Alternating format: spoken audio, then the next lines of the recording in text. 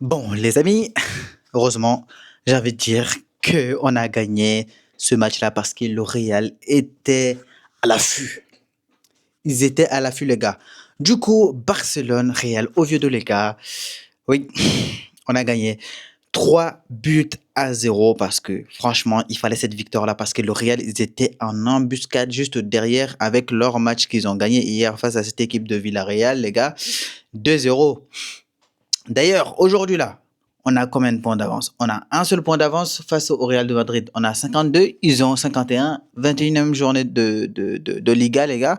Franchement, j'ai envie de dire que ça se passe bien, hein. Encore, il reste encore pas mal de journées encore à disputer et il va falloir qu'on garde la tendance là et qu'on garde les victoires parce que sinon, ils vont nous rattraper. Ça va vraiment mal se passer.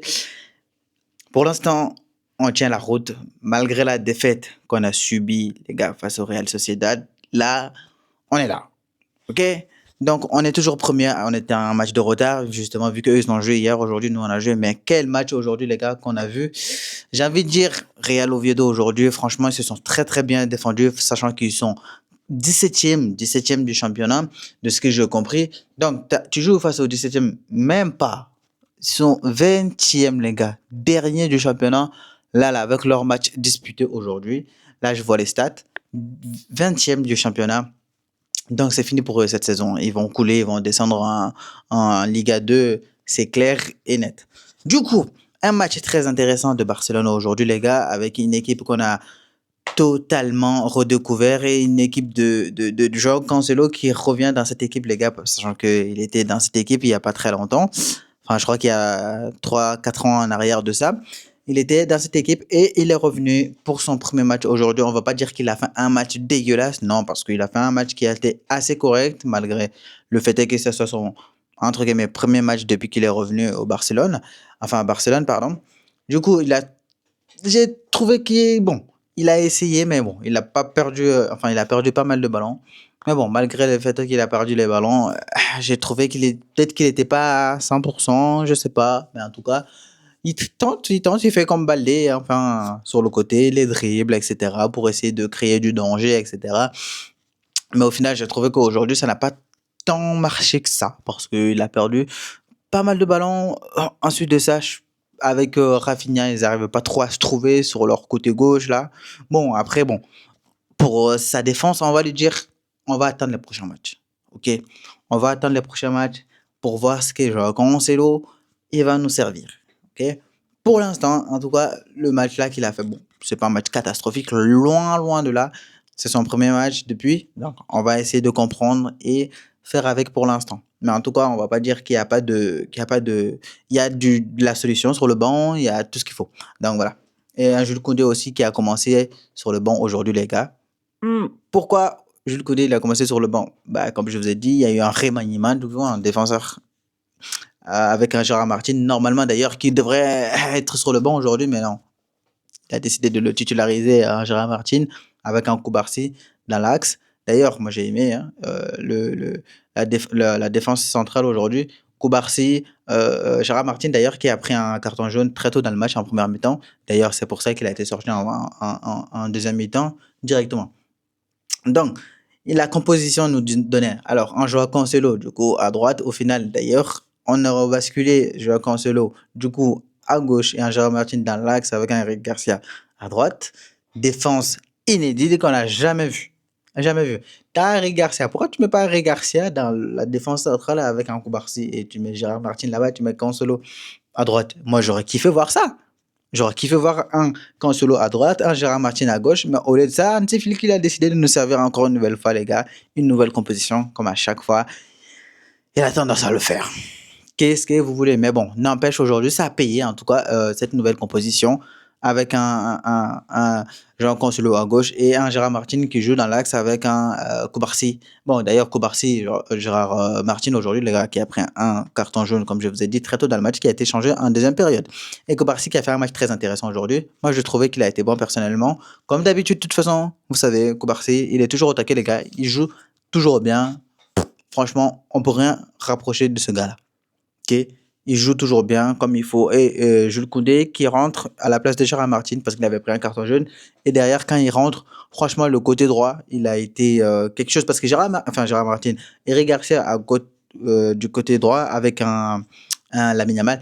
Je trouve que c'est pas tant que ça. Ça marche pas tant que ça, en vrai de vrai. Je préfère largement avoir un Jules Koundé du coup à droite qui joue avec un Lamine Yamal parce que ça fonctionne mieux, tout simplement parce que du coup, à droite, avec un Eric Garcia, il ne fait pas autant d'appels, il ne propose pas autant de solutions à un Lamine Yamal qu'un Jules Koundé le ferait, par exemple. Vous voyez? Donc, rien que pour ça, ouais, il faut que Hansi Flick il garde ce côté-là comme ça. Mais j'ai hâte, par contre, de voir un Lamine Yamal à droite avec un Joao Cancelo. Je pense que ça peut donner quelque chose parce que Joao Cancelo, c'est un joueur qui est très offensif. Donc, ça peut donner quelque chose que on n'a jamais vu encore à Barcelone, les gars. Vous imaginez? Alors, Joao Cancelo avec un Lamine Yamal à droite, moi, j'aimerais voir ça. J'aimerais voir vraiment ça. Ça peut donner quelque chose de fantastique. Et aujourd'hui, les gars, Lewandowski, ce gars-là, franchement, les gars, ça commence à bien faire avec celui-là. Lewandowski, les gars, aujourd'hui, franchement, moi, je trouve qu'il tergiverse trop avec le ballon. Quand ce gars, il a le ballon, au lieu de jouer vite, il y a eu une action hein, où il aurait pu servir Rafinha de suite et qui, derrière, ça aurait été hyper dangereux, l'offensive qu'on avait. Le mec, au lieu de servir Rafinha directement, non, non, non, non, non. Qu'est-ce qu'il a fait? Il garde le ballon dans ses pieds, il essaie de dribbler. Tu veux protéger ton ballon, c'est une chose, mais tu n'as plus les capacités de faire ce genre de truc. Lui, il devrait carrément jouer en une touche et jouer. C'est ça le truc. Mais aujourd'hui, non, non, non, Lewandowski, il veut garder le ballon, faire ses histoires. Tu veux montrer quoi à qui? Tu veux montrer quoi à qui? C'est ça le problème. Tu n'as rien à nous prouver, à nous que sache. Ou bien si. On a vu ta carrière, on sait de quoi tu es capable, donc tu n'as rien à nous prouver maintenant. Donc voilà, mais joue simple et lâche-nous un peu. Du coup, un Dani Olmo, les gars, qui a fait un match très correct. Moi, j'ai vraiment apprécié son match, même si en première mi-temps, il perdait trop de ballons. Bon, après, bon, il a perdu des ballons, les gars. J'ai envie de dire, au final, il nous a quand même sauvés. Hein. Mais bon, c'est vrai que Dani Olmo, les gars, oh là là là là, il y avait un peu de déchets aujourd'hui, je trouvais, dans son jeu. Et pas le seul, hein, en première mi-temps.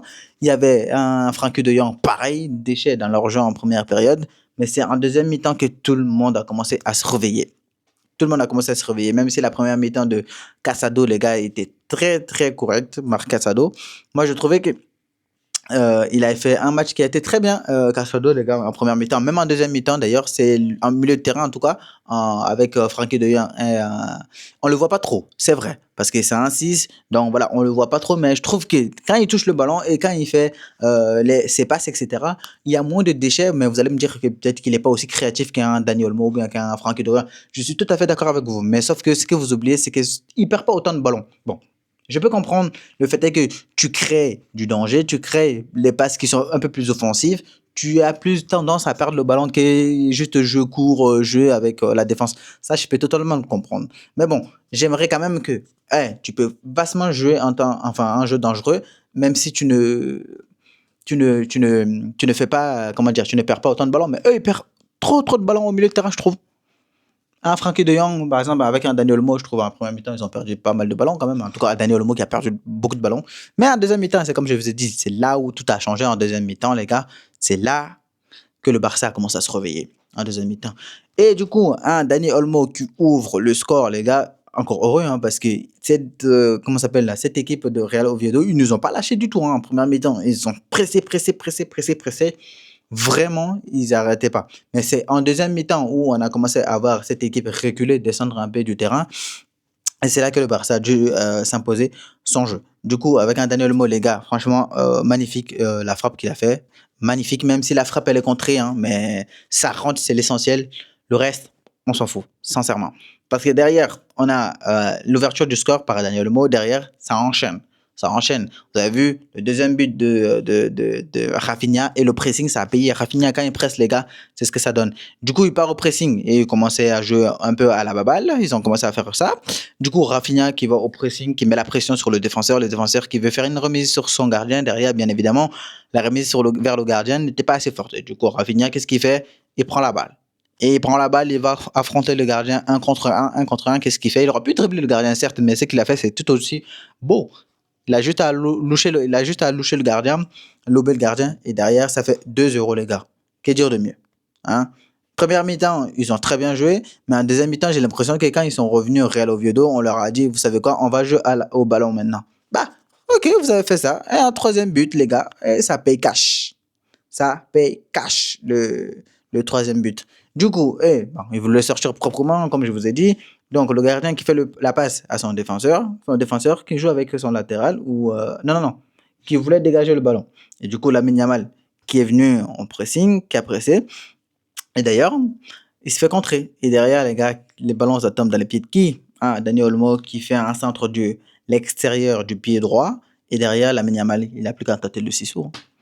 Les ciseaux, il a tenté, les gars, et ça rentre, ça fait mouche. Ah, franchement, le but qu'il a marqué, il était beau. Il était joli, il était beau, il n'y a rien à dire. Et Dani Olmo, les gars, qui sort avec un but, qui sort avec une passe décisive aujourd'hui.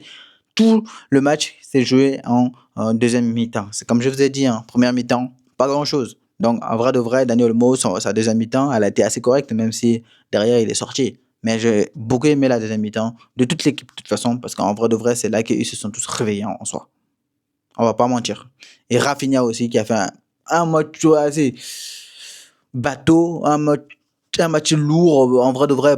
Après, heureusement qu'il a marqué, j'ai envie de vous dire, hein, parce que mis à part le but de Rafinha aujourd'hui aussi, bon, il a pressé, certes, il a essayé de créer du danger aussi, on va pas se mentir, hein, il a eu quelques occasions, et c'est tout, quoi. Tu vois. Donc voilà, c'est pas le Rafinha qu'on a l'habitude de voir. Donc voilà, comme je vous ai dit, j'ai même pas envie de parler de Robert Lewandowski, parce que là, je vais m'énerver quand je vais parler de Robert Lewandowski, parce que lui, c'est n'importe quoi. Et si on devait tirer un joueur de la première mi-temps, les gars, de notre côté, moi, je pense que tu sors Lamine Yamal, parce que lui, il a essayé de provoquer du danger, il a essayé de dribbler, mais à chaque fois maintenant, j'ai l'impression que quand il a le ballon, c'est toujours du 2 contre 1, ou même parfois même, tu te retrouves à avoir du 3 contre 1. C'est un truc de dingue. Comment tu veux avancer comme ça? Tu peux plus même jouer comme ça. Je crois qu'ils ont tous capté qu'en fait, il est fort, il est bon. Donc, en vrai de vrai, quand il va avoir le ballon, il faut qu'on vienne à 3, 2 sur lui. Comme à l'époque, quand on faisait contre Messi, Messi, il a le ballon, tu as toute l'équipe qui vient autour de lui pour essayer de récupérer le ballon. Vous savez comment ça se passe à l'époque, quand il était encore à Barcelone. Donc, voilà. Mais mis à part ça, globalement, les gars, moi, je trouvais que toute l'équipe a fait un bon match en soi. Frankie de Jong, j'ai en parlé. Donc, voilà. Et derrière, on a fait des changements avec Alexandre Balde qui a rentré, qui a fait une très bonne rentrée aussi, hein, mais bon, il faut qu'il arrête aussi, hein. Il perd du ballon aussi, hein, en vrai de vrai. Lui, il va dribbler aussi tout le terrain, j'ai l'impression. Ah, c'est pas vrai ça. Et un Ronny Bardadji aussi, les gars, qui a fait une bonne entrée, l'entrée de Bardadji qui a été très intéressante. Et comme je vous ai dit, Jules Koundé sur le côté droit avec Lamine Yamal. Bon, pour l'instant, on peut pas faire mieux. J'ai juste hâte de voir un Cancelo avec un Lamine Yamal, du coup, à droite, pour voir ce que ça peut donner. Du coup, un Fermin Lopez aussi, les gars. J'en ai pas en parlé, mais on va en parler. Fermin Lopez, qui a fait une très bonne entrée aussi, qui était intéressant, qui a essayé de percuter aussi, j'adore les transversales qu'il fait. J'adore. Lui, d'ailleurs, il n'a pas été le seul. D'ailleurs, à un moment donné, Eric Garcia, il a fait la même chose. Le transversal qu'ils font, c'est un truc de dingue. Là, de toute façon, on va plus en parler une fois comment ça s'appelle, de Fermin Lopez. Les gars, on sait très bien ce qu'il vaut. Alors, aujourd'hui, c'est juste une petite pépite qu'on a trouvée. Il faut le garder bien au chaud. Puis voilà. Bon, sur ce, j'espère que de votre côté, ça va aller. Et puis, on se voit pour une nouvelle vidéo, les gars. Allez, ciao.